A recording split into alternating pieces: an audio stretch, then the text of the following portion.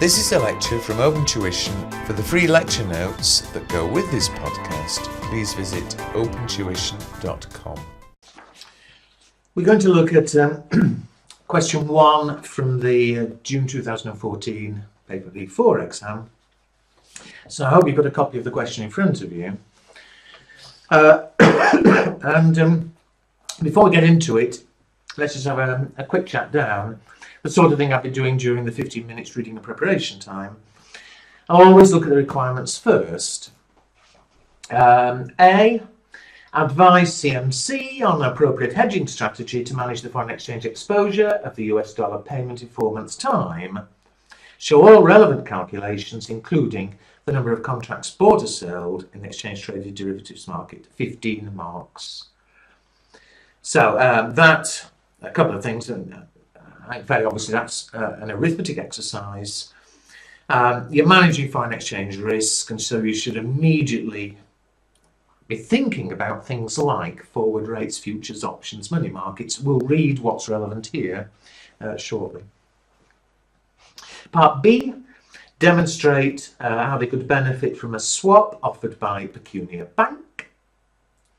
Well, that's rather separate. Quite clearly. Again, when we come through the body of it, we'll see what this swap is and what we can do about it. But again, rather arithmetic. C, as an alternative to paying the principal on a loan, blah, blah, blah, blah. Calculate the modified duration of the loan if it's repaid in equal amounts, and explain how duration can be used to measure sensitivity. Again, that is rather separate. We are going to deal with it, but calculating duration has nothing direct to do with foreign exchange risk. And so it is almost like a little separate question. And note there, although there is calculation clearly, it also asks you to explain about duration, so there's some fairly standard textbook written marks there. And finally, what's always there, of course, prepare, well, in this case, a memorandum. Every time he either wants more often a report or a memorandum. And here he wants you to discuss proposal 1, discuss agency issues related to proposal 2. So he wants you to discuss 2 proposals. So no calculations there. There's 18 marks writing. And so when we come to it, we'll look at those proposals and see what we can think of. And because, I say here, it was a memorandum rather than a report, but even so, there's 4 marks as always, the professional marks, and those marks are just for the presentation, etc., of the memorandum itself. So whether the actual content of it is right or wrong, or whether you can think of anything to write or you can't. I said the same thing every time, but there's 4 marks there which you've no excuse for not getting. You know, almost as soon as we start, I would head up a report, a memorandum, I beg your pardon, you know, head it up, memorandum to the board of directors. Have a look at the examiner's answer, see his style, the heading, introduction, conclusion sort of thing. But you know, you've got to get those 4 marks. Having read the requirements, then you can start looking at the information, because there are really 3 separate calculation bits there, A, B, C. And different bits of the different parts of the body of the question are relevant. There's nobody getting bogged down in it all. CMC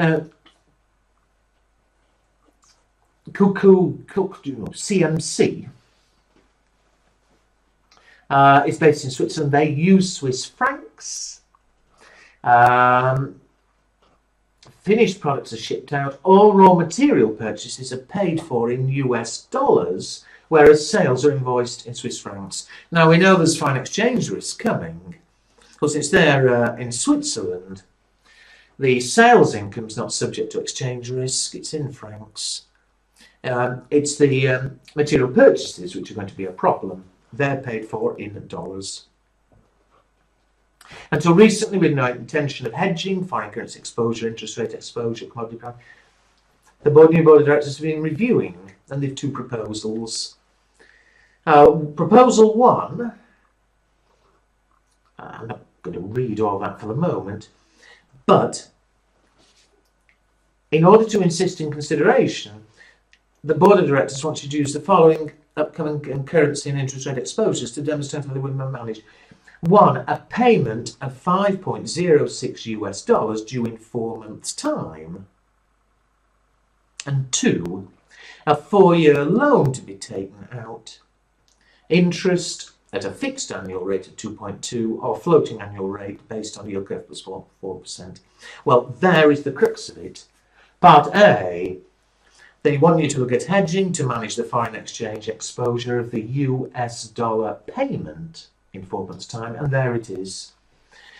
So for the moment, for Part A, all I'm interested in is Proposal 1, brackets 1, a payment of 5.06 in 4 months' time. Part B asked us about a swap. Well, note 2, there's this loan to be taken out. It'll be payable either fixed or floating.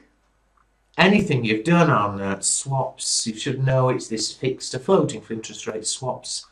And if you jump to the end of the question, at the very last bit before required, an interest rate swap with a counterparty, where the counterparty can borrow at floating, yield plus 0.8, fixed rate 3.8, pecunia bank would charge. Well, that's Part B. Right, well, let's have a go at Part A. And we've already checked what it is we're looking at. Everything else is rather irrelevant. We're looking at a payment of $5.06 million in 4 months' time. Remember, CMC are in Swiss francs. And so, as always, the fact that we're not going to be paying for 4 months and we're paying in dollars, we're exposed to exchange rate risk. And I did say earlier, immediately you should be looking for the various standard things that we may need to consider: forward rates, futures, options, money market. Let's see what information we're given here. Towards the bottom of the first page, additional information relating to this Proposal 1. The current spot rate, $1.0635 per franc. Further down, there are exchange traded currency futures, so there's one thing we're going to consider. Over the page, exchange traded currency options.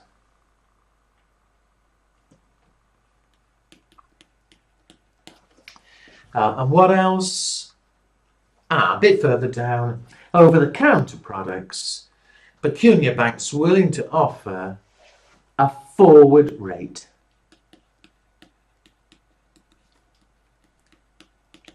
So it's those things we're going to have to look at. They want us to show the relevant calculations. They also want us to give advice, but obviously we can't advise until we've done the calculation. So let's work through them. Doesn't really matter what order, but why not start with the easiest one? Let's start with a forward rate, where we agree a rate with the bank now to apply on a future date. And that's that bit at the end of the question. Pecunia banks offered us a forward rate between the two at $1.0677 per franc. And so if we go for the forward rate, then we committed to exchange at that rate. And what do we get?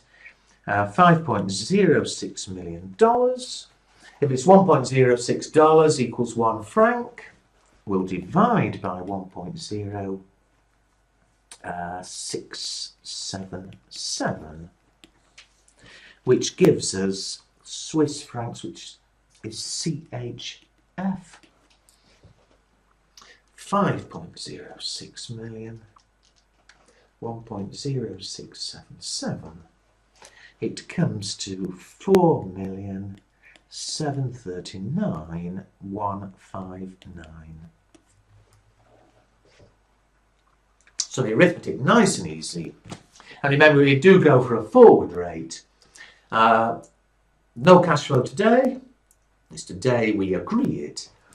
But that 4.739 million, it's fixed in 4 months' time.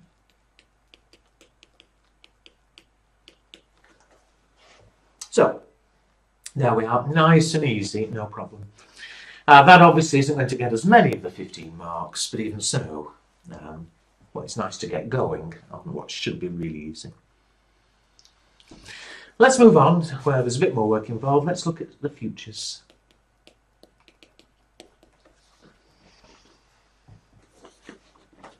Again, it's 5.06 million we're trying to hedge. But the currency futures, a couple of things here. The contract size, 125,000 Swiss francs. The quotes, well, for 3-month expiry, 1.0647. For 6-month expiry, 1.0659. Well, a couple of immediate things that you must write down is, first of all, with futures, remember, you can either buy futures today and then sell them later on the date of the transaction, or you can sell futures now and buy later. Or which way around are we going to do it here? The way to check is to decide what way around is the transaction itself in the contract currency. What I mean by that is the contract size is 125. It's quoted in Swiss francs, CHF. And so to decide whether we're going to buy futures now or sell futures now, we look at the transaction and decide, does the transaction itself involve buying francs or selling francs? Well, the transaction, what we're trying to hedge is paying dollars. And so paying dollars means we're going to have to buy dollars. And if we're buying dollars from the bank, in order to buy dollars, we'll be selling Swiss francs. And I did that because, as I said before, the contract size is quoted in Swiss francs. And since our transaction is going to involve selling Swiss francs, as a result, we will sell futures.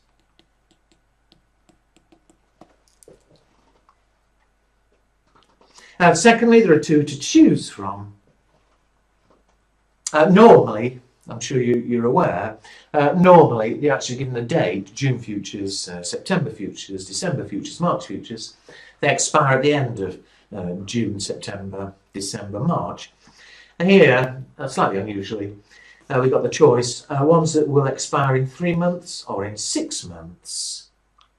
Well, always, however he gives it, you choose the futures that expire first after when the transaction occurs. The transaction's in 4 months' time, so we need to deal in futures that expire in more than 4 months.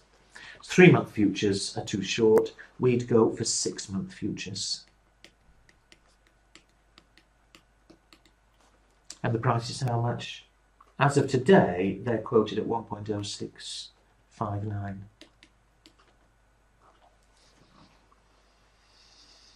And finally, for this little bit of it, and he specifically asks for this bit of calculation, what about the contract size? The contracts, rather. Although we want to hedge, what was it? In an ideal world, $5.06 million. First of all, we've got to convert that into Swiss francs because the contracts are in Swiss francs. But also, it's got to be in sort of whole units. It's got to be in multiples of 125,000. So to decide how many contracts we're going to deal in, it was, what was it, 5.06 million? That's dollars. So the equivalent hedge in Swiss francs, well, the futures we're dealing with have a price of 1.0659. I'm not going to calculate that yet, but it's that many Swiss francs that we would want to hedge. However, it's got to be in units of 125,000 Swiss francs, which comes to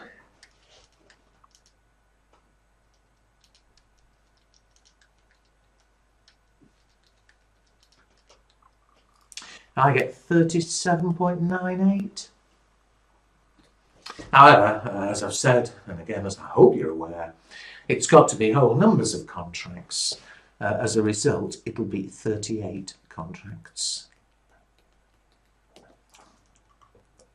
And therefore, to make sure that stands out, I would actually summarise it.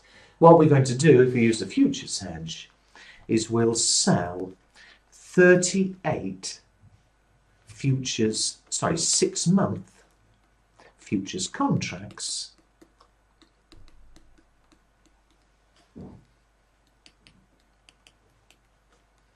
at 1.0659.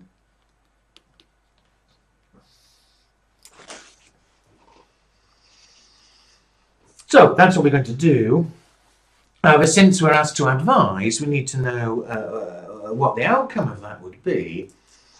In some questions, certainly in the old days, you were told what to assume the spot rate was on the date of the transaction, and you'll have seen in the lectures how you can then illustrate how the futures actually work.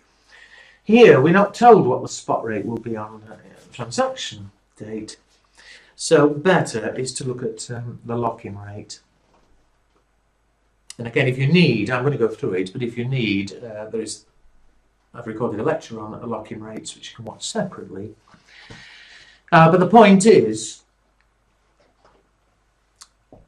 the current spot is 1.0635. Obviously, in 4 months' time, that will have, well, let me write it down, sorry. As of today, the spot rate is 1.0635. And as of today, the 6-month futures that we're dealing with is 1.0659. So two different things, all right, there's a difference between the difference between them is the basis, so there's a difference of, some people want to put bracket round, I don't really care, but there is the basis, the difference between the two. The transaction occurs in 4 months' time. And if you remember, in 4 months' time, we convert at whatever the transaction at whatever spot is. It may be higher, it may be lower. But the futures, we'll finish the futures deal in 4 months' time, and the futures price may be higher or lower. We make a gain or a loss. And the idea being, in an ideal world, that the two cancel out. However, they'd only cancel out exactly if spot and futures both moved up or down by the same amount. And of course they don't, because the difference between them, we assume, falls linearly to 0 by the end of the future. And so I'll do a little table I always do. So the end of the future, which is in 6 months' time, whatever the spot and the futures prices are, on the very end of the future, they have to be the same. They have to be. There'll be no difference. And so this basis risk falls from 24 points down to 0. It falls linearly over the period. And our transaction takes place in, what was it, 4 months' time? And so I have no idea what spot and futures prices will be in 4 months' time. We do know that the difference between them will have fallen. We assume it falls linearly. And so As of now, there's 6 months to go. In 4 months' time, there's only 2 months left. And so the difference in 2 months' time, if it's going to fall by 24 over 6 months, it'll be 26.0024. The difference will be 0.0008.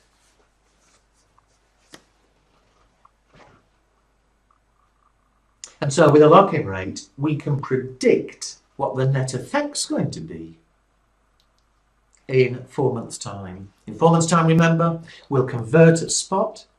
In 4 months' time, we'll finish the futures deal and get the compensating gain or loss. If the movement had been exactly the same in both, it would have fixed it. Here, the movement isn't the same, but we can predict what it's going to be. And the lock-in rate,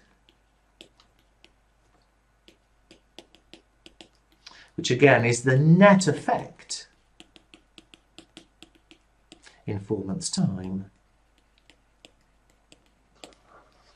You can get the same figure 2 ways, whichever you find easier to remember. You either take the current spot,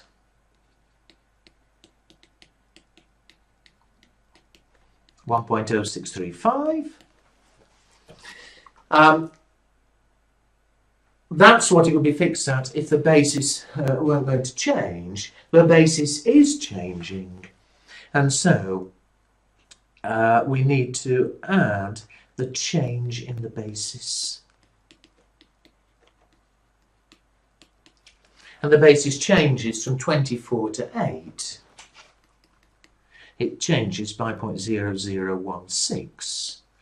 It gives you an effective overall rate, a lock-in rate, of 1.06. I think I've got my arithmetic right. 1.0651. Now, that's the way I prefer to remember it. To me, it just seems more logical, fits my brain better. If you prefer, always you get exactly the same answer by taking the current futures price. Currently, what is it? It was 6 months futures, so 1.0659. And then subtracting the basis in 4 months' time, the date of the transaction, which is 0.0008. Now, I say it's entirely up to you which way round. I find the first way more logical personally, but it doesn't matter. There is the answer. I better point out that the examiner, if I just look at his sheet, he did something a bit odd, which is not strictly correct. He predicted a futures rate. Doesn't mean that much, to be honest. He assumed we could have 4 months futures and predicted a rate by approximating between 3 and 6 months. Well, I'm not sure that's a valid assumption. The traded futures, I looked at 4 months would be available. And also, I'm not sure it's valid to just apportion that way, even though here it came to the same figure. What is more correct is what I've done, and what he's put in italics as alternatively. We can predict it based on the spot rate. Well, he's done what I've done there. And that's the way, really, that you should do it. Now, I hope that makes sense. If I said it too quick, then, as I've already said, for lock-in rates, you really need to watch the full lecture I've done on lock-in rates. However, the effect of all of that is, remember, we're hedging. What we were after was $5.06 million, but we were forced to be slightly different. We got 38 contracts.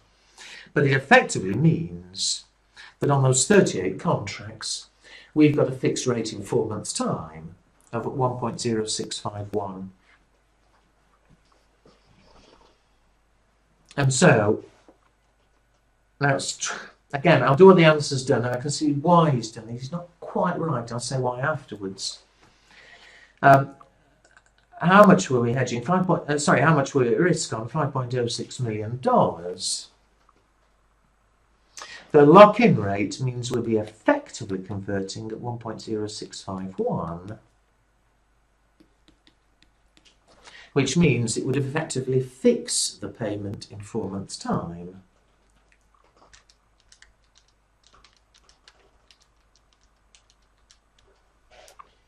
At 4,750,728.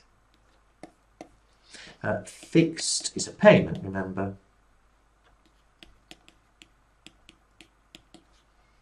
In 4 months' time. Remember, with futures, as of today, there's no cash flow. All right, you have to pay a deposit or a margin. You get that back at the end. But subject to that, there's no net cash flow now. The cash flow will be in 4 months' time. Convert transaction at spot. Finish the futures deal. In 4 months' time, we'll effectively have fixed it at 4.75 million. Now, in fact, as you may well have spotted, and as I hinted at, strictly that's not quite correct, because because of this contract size, we weren't able to hedge exactly 5.06 million. We're slightly overhedged. We had to go for 38 contracts, which is a tiny bit more than 5.06 million. And therefore, there is a bit still left at risk. Now, the examiners ignored that. And I think fair enough, to be honest, because it was 37.98, it's so close to 38, that although, again, strictly, the result would end up being a tiny bit different, I don't think, well, he obviously didn't think it was anything worth bothering about. But I would mention it, to be honest. I would mention there is a slight overhedge.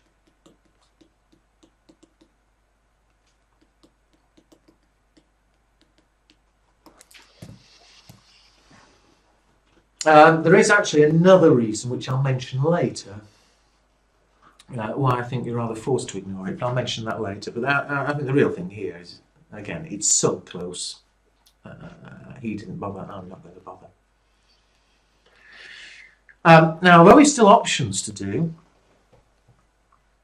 remember, we are asked to advise, and I can immediately offer one bit of advice, not to you, I mean for our, to answer the question, is that forward rates and futures effectively end up the same, in the sense of you end up with a fixed payment in 4 months' time. If we go for a forward rate, we're fixing it at 4.739 million payment.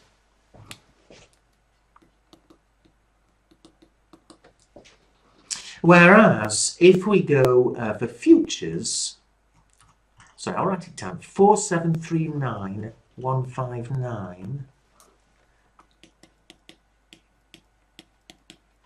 That was using a forward rate.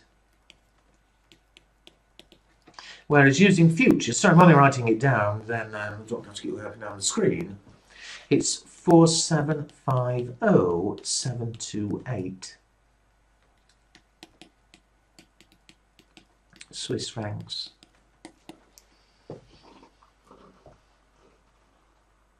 Well, since it's a payment, surely you want the payment to be as low as possible in Swiss francs. And so, sure, your advice would be that so far, a forward rate's going to be better.